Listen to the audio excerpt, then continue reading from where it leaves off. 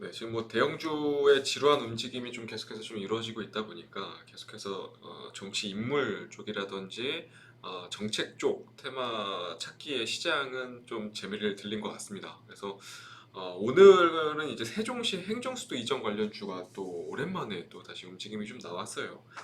관련주들이 오늘 장중에 상당한 좀 변동성을 보여줬는데 사실 세종시 관련주는 좀 오래 전부터 움직임이 좀 있어 왔습니다. 계속해서 이 정치인의 입김이 좀 작용해 왔고 실제로 이 행정 조직이 좀 많이 좀 어느 정도 이전이 되어 있는 상태다 보니까 시장에서 계속해서 좀 관심을 주는 것 같습니다. 오늘 움직임이 좀 나온 거는 윤석열 전 검찰총장이 세종시의 대선 조직을 좀 꾸릴 수 있을 것이라는 좀 예상이 나오면서 장중 시세가 쭉 뻗었다가 오후장 들면서 좀 많이 빠졌습니다. 다른 테마들이 좀 움직임이 나오면서 오후장 들어서 좀 빠졌어요. 사실 뭐 오늘 뉴스로만 놓고 보면 크게 시장에서 관심을 가질 만한 재료는 아닌 것 같은데 투자자들은 이제 행정수도 완성에 대한 기대감을 조금 가지는 것 같습니다. 이 그림이 향후에 좀 계속해서 좀 진행이 될 수 있는 부분이 있을까요? 일단 지금 뭐 테마 순환매가 좀 형성이 되고 있고 또 뚜렷하게 어떤 강한 테마 혹은 주도 테마가 없다 보니까 작은 어떤 뉴스라든지 호재에도 좀 크게 쏠림 현상들이 나타나고 있습니다. 그래서 사실은 그 행정수도 이전 관련해서는 뭐 세종시에 뭐 많은 분들이 아시겠지만은 많이 이전을 했고 이제 핵심이 뭐냐면 이제 국회의사당을 옮기느냐 요 문제인데 사실 여권 내에서는 국회의사당을 이제 세종시로 강력하게 좀 옮기려고 하고 있습니다. 드라이브를 걸고 있고요. 그런데 이런 것들은 사실 예전에 이미 나왔던 뉴스들인데 크게 뭐 부각을 받지 못했는데 여권이든 야권이든 강력한 대선 주자들이 이제 지지자 모임이라든지 대선 캠프 조직들을 세종시에서 출범한다는 어떤 그런 소식들로 인해서 좀 부각을 받은 것 같아요. 그런데 뭐 단발성 재료이지 않나 이게 중장기적으로 가기에 끌고 가기는 조금 부담스러운 재료다 이렇게 판단합니다.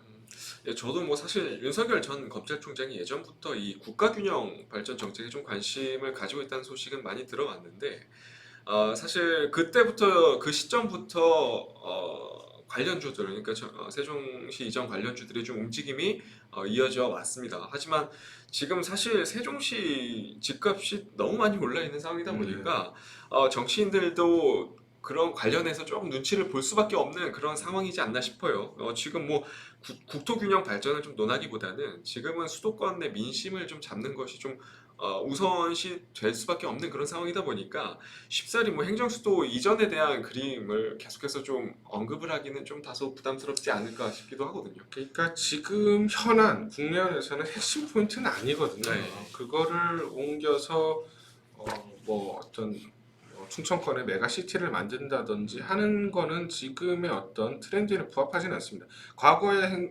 세종시를 만들 때는 사실 국토균형 발전이라든지 수도권 과밀화 문제에 대해서 이제 많이 공론화가 됐기 때문에 옮기는 것에 대해서는 어느 정도 이제 큰 이슈가 됐지만 지금은 사실 어느 정도 옮긴 상황이고 국회를 이전 언제 완벽하게 그렇게 되면 정치 1번지 행정 수도가 되는 거죠. 근데 사실은 그렇게 함으로써 어떤 메가시티가 생성이 된다라고 보기엔 조금 어렵습니다. 왜냐하면 어떤 생산 기반의 시설이 있다든지 아니면 굵직한 기업들이 뭐 옮긴다든지 이런 이슈들이 있어야 되는데 단순히 어떤 행정 수도 기반 어떤 국가 권력이 옮긴다고 해서 과연 커질까라는 건 좀 사실은 의문점이 좀 있죠. 예. 일단은 뭐 관련주들이 좀 오늘 상당히 좀 강한 시세도 들어왔고 실제로 거래 대금도 상당히 좀 많이 좀 쏠려 있다 보니까 좀 관련주들을 좀 뽑아왔습니다. 세 종목을 뽑아왔고 같이 한번 좀 종목을 좀 같이 보면서 또 얘기를 나누겠습니다. 일단 첫 번째 종목은 프롬파스트입니다. 사실 정책 쪽으로 사실 단골로 좀 움직임이 계속해서 좀 오랜 기간 이루어졌던 종목이고 예전에 뭐 개형 관련주 쪽으로도 좀 움직임이 있었고 실제로 온수관 관련한 쪽으로도 좀 엮임이 있었고 상당히 좀 오랜 기간 이 테마에 좀 엮이면서 움직임이 좀 있었던 그런 종목 중에 하나인데 사실상 밸류에이션으로 좀 볼 필요는 전혀 없는 네, 종목이죠. 예, 그런 보기 상황인데 어렵고. 지금 4월 말부터 관련한 테마성 시세로 한 2배 정도 가까이 오늘 고점 기준으로 하면 2배 가까이 좀 시세가 좀 올라온 상황인데 앞으로 좀 방향성 어떻게 보십니까? 일단 뭐 프롬파스트는 이제 대표적인 세종시 관련주라 보시면 될 것 같습니다. 일단은 배관 자재 관련된 업체인데 생산 시설이 이제 세종시 부근에 있다라고 해서 세종시 관련주로 좀 엮여 있고요.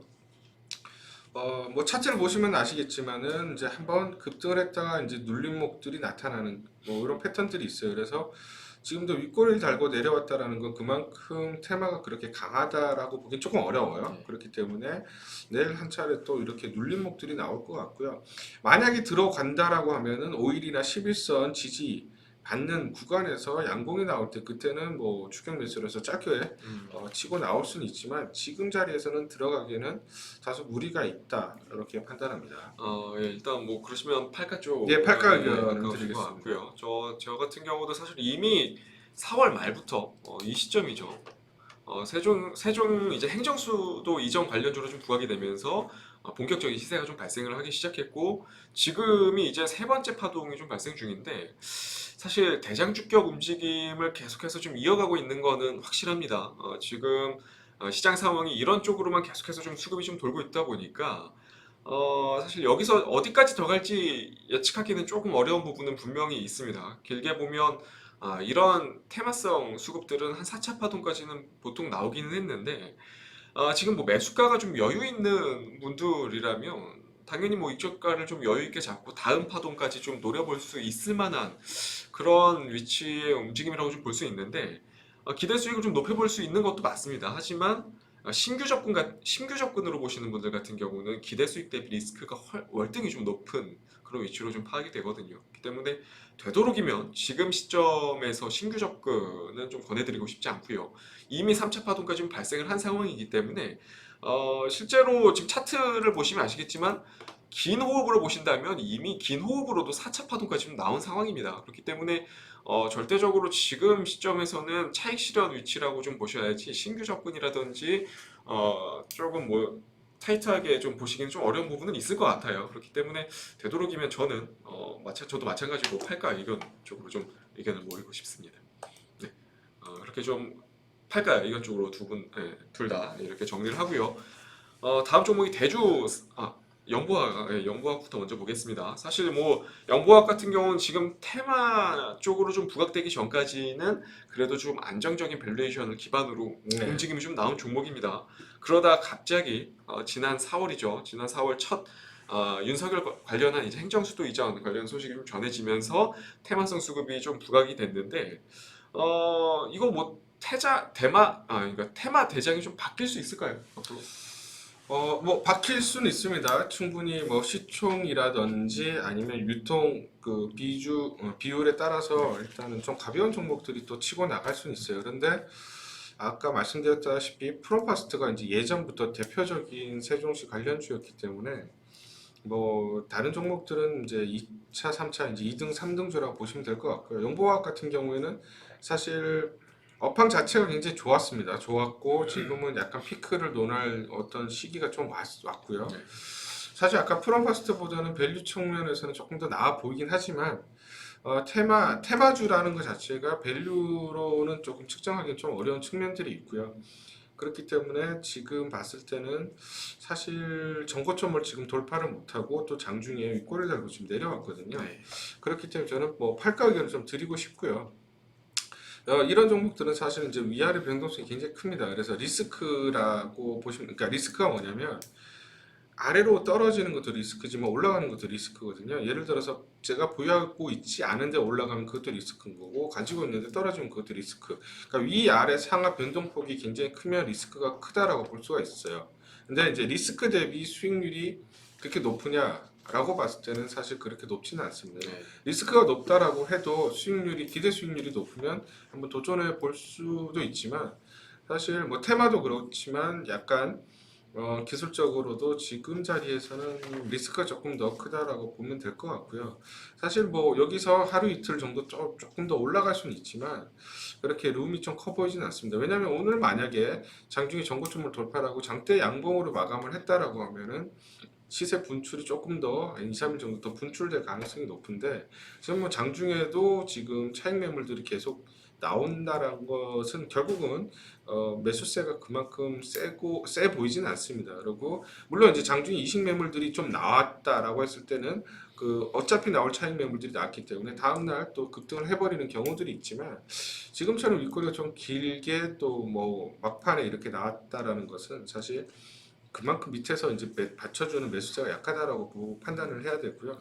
그렇기 때문에 저는 매도 의견 드리겠습니다. 네, 일단 팔가 쪽으로 보시는 것 같고 저도 뭐 사실 확률적으로 본다면 지금 주요 주주들의 물량들이 오랜 기간 좀 변동되지 않고 기관계 역시 비슷한 움직임을 좀 보이고 있는 그러한 종목들 같은 경우는 사실 테마성 수급으로 이렇게 오랜 기간 좀 시세를 보이기는 좀 어렵다고 저는 보는 관점입니다. 그래서 사실 뭐 기술적으로 완성도가 어느 정도 좀 높아진 상황임에도 불구하고 저는 이러한 부분이 좀 다소 부정적으로 좀 보기 때문에 테마 성격으로 그러니까 단순 테마 성격으로 이렇게 접근하시는 분들 같은 경우는 팔가 의견을 좀 드리고 싶고요. 테마가 한 번 정도 역전이 된다 하더라도 금방 주요 주주들의 그 움직임을 통해서 다시 시세를 금방 누르는 움직임이 발생할 가능성이 상당히 높습니다. 그렇기 때문에 조금 테마 성격으로만 보시는 분들에게는 저도 단기 트레이딩 또는 뭐 중장기 둘 다 팔가 의견 쪽으로 좀 정리를 하겠습니다. 두 번째 종목까지 지금 팔가 쪽으로 둘 다 좀 종목이 정리가 됐고요. 마지막 종목입니다. 마지막 종목 대주산업 함께 보겠습니다.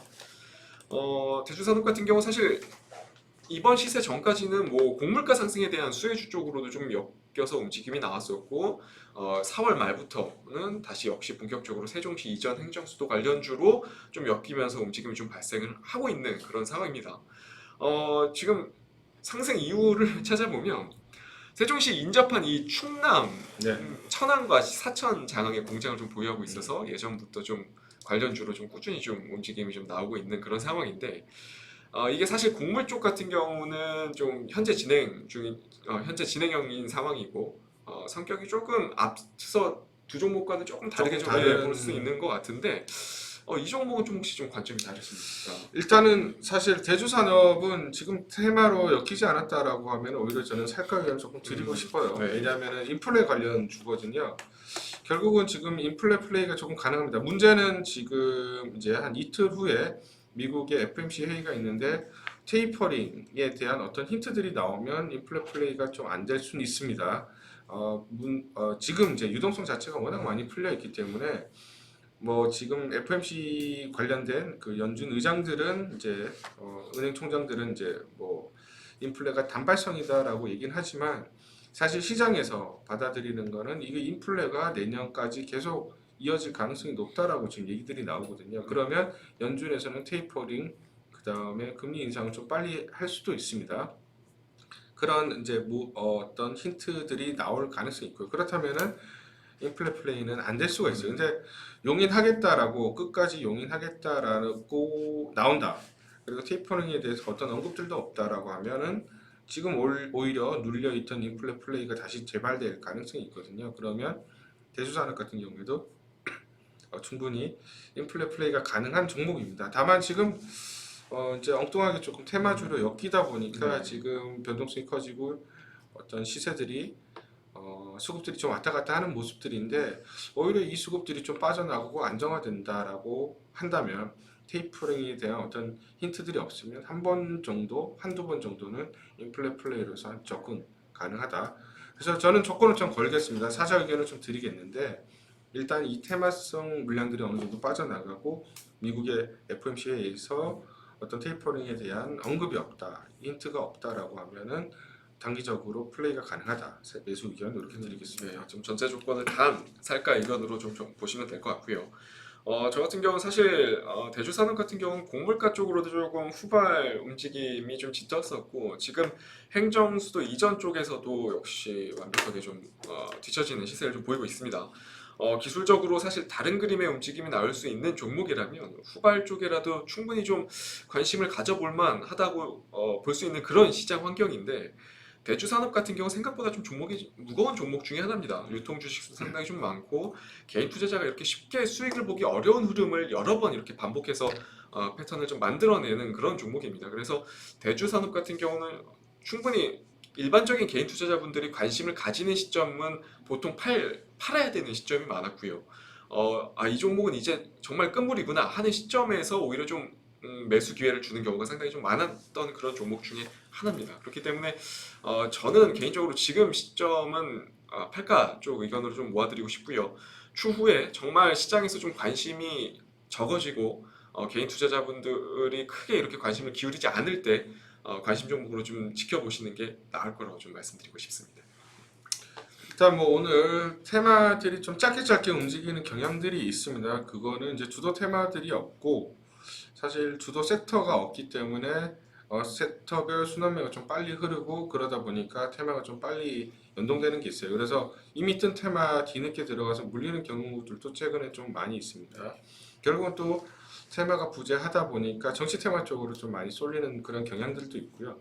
그렇기 때문에 이런 점들도 좀 많이 참고하면서 투자하시기 바랍니다. 네, 이상 마치겠습니다. 감사합니다.